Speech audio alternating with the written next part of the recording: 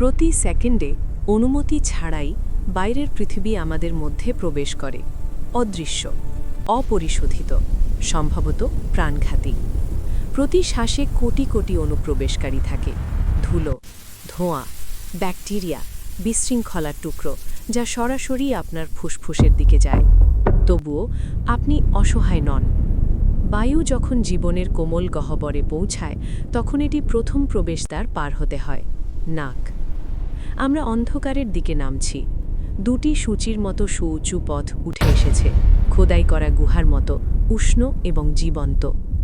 এটি খালি কোনো পথ নয়, এটি একটি জীবন্ত দুর্গ, যা বিবর্তনের দ্বারা ডিজাইন করা হয়েছে এবং জীবিত থাকার প্রক্রিয়ায় নিখুঁত হয়েছে। প্রবেশদ্বারের কাছে মোটাকার লোমগুলো পাহারা দেয়, নীরব প্রহরীরা, যারা সবচেয়ে বড় হুমকিগুলোকে আটকায় এগিয়ে আসার আগে। অন্তরে ঢুকতে ঢুকতে প্রাচীরগুলো পরিবর্তিত হয়, আর্দ্র, ভাঁজযুক্ত, অসীমভাবে জটিল। প্রতিটি পৃষ্ঠের চকচকে মিউকাসের স্তর ছড়িয়ে রয়েছে, অপেক্ষা করছে। ক্ষুদ্র অনুপ্রবেশকারীরা সংঘর্ষ করে এবং অদৃশ্য হয়ে যায়, পথের মাঝেই আটকা পড়ে। ধুলো আটকে যায়, ব্যাকটেরিয়া থেমে যায়, কোনো কিছুই ফলাফলের বাইরে যায় না। বায়ুকে বাঁক দিতে এবং স্লাইপ করতে বাধ্য করা হয়। এই টার্বুলেন্স সচেতন, গতি কমে যায়। ঠান্ডা বায়ু রক্ত সমৃদ্ধ উজ্জ্বল টিস্যু থেকে তাপ শোষণ করে, শুষ্ক বায়ু আর্দ্রতা শোষণ করে। যা প্রবেশ করেছে কঠিন এবং শত্রুভাপন্ন, তা পরিবর্তিত হতে শুরু করে, পরিশোধিত, নরম, নিয়ন্ত্রিত। প্রাচীরের পাশে কোটি কোটি ক্ষুদ্র সেলিয়া সচল হয়, তারা নিখুঁত সিঙ্ক্রোনাইজেশনে চলে, একটি নীরব জৈবিক তরঙ্গ।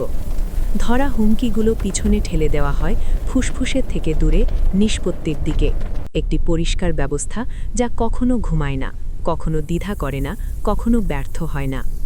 গোপন সেন্সর প্রতিটি অণু বিশ্লেষণ করে, রাসায়নিক স্বাক্ষর এক মুহূর্তে ডিকোড হয়। ধোঁয়া, বিষাক্ততার, বিপদ। সিগন্যালগুলো অতি দ্রুত স্নায়বিক পথে ছুটে চলে, প্রতিরক্ষা সক্রিয় হয়। একটি বন্ধ, একটি হাঁচি, সত্য বাইরেই পৃথিবীর প্রত্যাখ্যান। শুধু তখনই বায়ু চলতে পারে, শুধু তখনই এটি পরিষ্কার, উষ্ণ এবং নিরাপদ হয়। অক্সিজেন এগিয়ে যায়, ফুসফুসের দিকে, রক্তের দিকে, প্রতিটি জীবন্ত কোষের দিকে।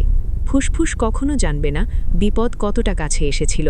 আপনি এটি কখনো দেখবেন না, আপনি কখনো ভাববেন না।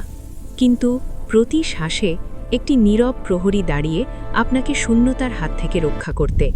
নাক শুধু শ্বাস নেয়ার স্থান নয়, এটি সেই স্থান যেখানে জীবিত থাকা নীরবভাবে ঠিক করে এগিয়ে চলতে হবে।